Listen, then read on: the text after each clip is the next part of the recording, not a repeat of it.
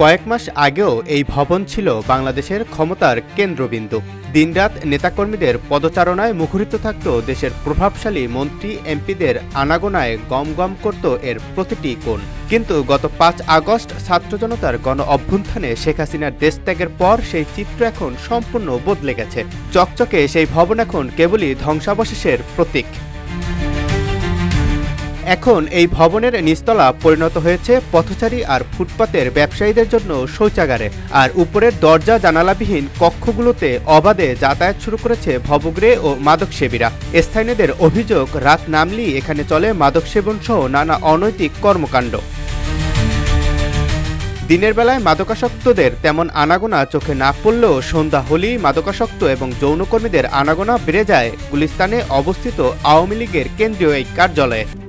RICL TMX, যুগের পর যুগ স্থাপনা থাকে মজবুত।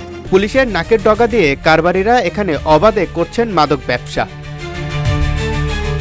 ভবনের আরেক তলা উপরে উঠতেই আমাদের ক্যামেরায় ধরা পড়ল ঘুমন্ত অবস্থায় দুই ভবঘুরে। কয়েকবার ডাকার পরেও তাদের সাড়া মেলেনি। পাশেই পাওয়া গেল মাদক সেবনের আলামত। স্থানীয় ব্যবসায়ীরা জানান, কার্যালয়ের চারপাশে ছড়িয়ে পড়েছে দুর্গন্ধ। উপরের তলাগুলোতে মাদকসেবী ও ভবঘুরেদের অবাধ বিচরণ। কেউ কেউ বলছেন সেখানে চলছে মাদক সেবন ও দেহ ব্যবসা। ভবনের ভেতরে ছোট ছোট করে কাঁথা বালিশ ও বিছানা সহ থাকার ব্যবস্থাও দেখা গেছে।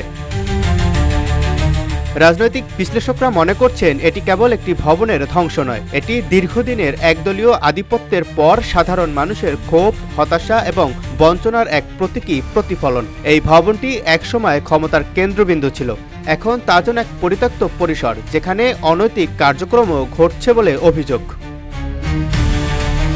জাকারিয়া রবিউল, রূপালী বাংলাদেশ।